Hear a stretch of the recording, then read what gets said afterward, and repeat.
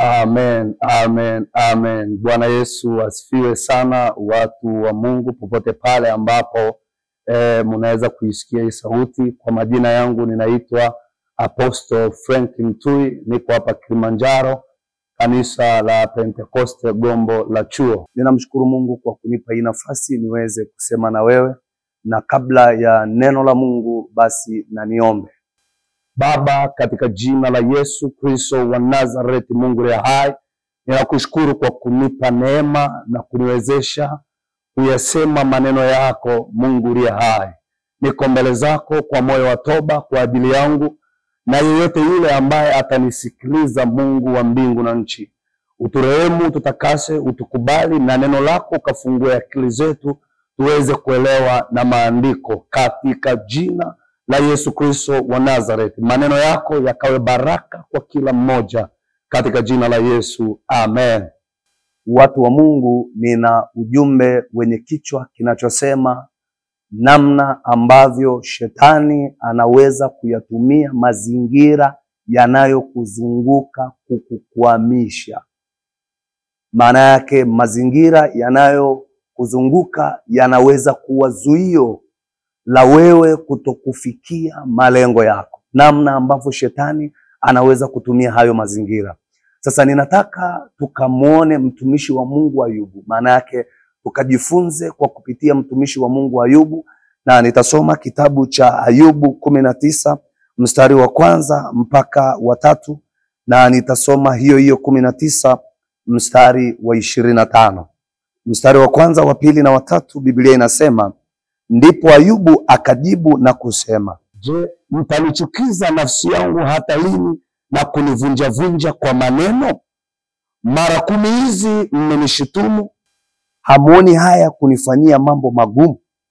Huyu ni Ayubu anapozungumza habari ya kuvunjwa. Maana yake mazingira ya Ayubu yalikuwa kinyume na Ayubu.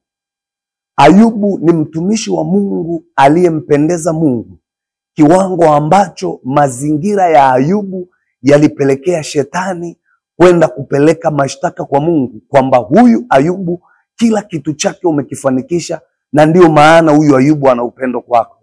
Na ndipo Mungu sasa alipotoa oda, akamwagiza shetani, vitu vyote ambavyo unaona kwamba ndo vinasababisha Ayubu aniche mimi katika roho na kweli, nenda kaviguse na usiguse roho yake. Ndipo sa maandiko inazungumza watu wakainuka. Ndio unaona anasema kwamba kwa nini mnanivunja kwa maneno mara 10 hizi?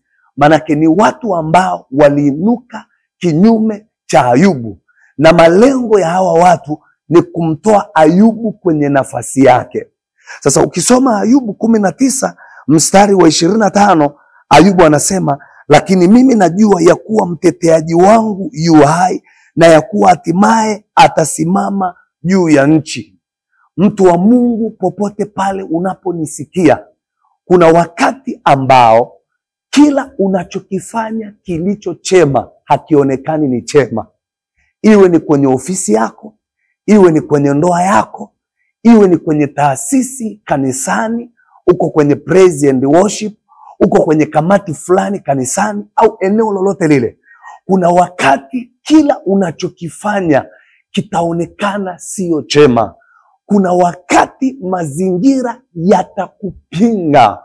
Sasa Ayubu alipoona mazingira wako watu wameinuka na wanamvunja moyo, maana yake hawamkubali, wanampinga, Ayubu akatamka katika ulimwengu wa roho, akasema, ninajua ya kuwa mteteaji wangu yu hai.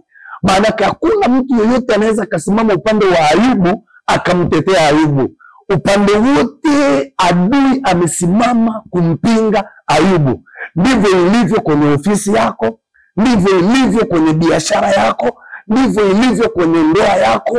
Unajikuta watu ambao kutegemea ndio wanaosimama kukupinga, na wakati wanasimama kukupinga, adui anakuwa ameweka malengo ya kukukwamisha. Sasa nina neno moja juu yako leo, mtu wa Mungu unayenisikiliza. Haijalishi mazingira yako yamekuwa magumu kiwango gani, Ayubu anasema ninajua mteteaji wangu yu hai na siku moja atasimama juu ya nchi. Inawezekana una kesi mahakamani na kuna wakili amewekwa, ila wewe huna wakili. Ukiangalia mazingira ya wewe kutetewa ni magumu.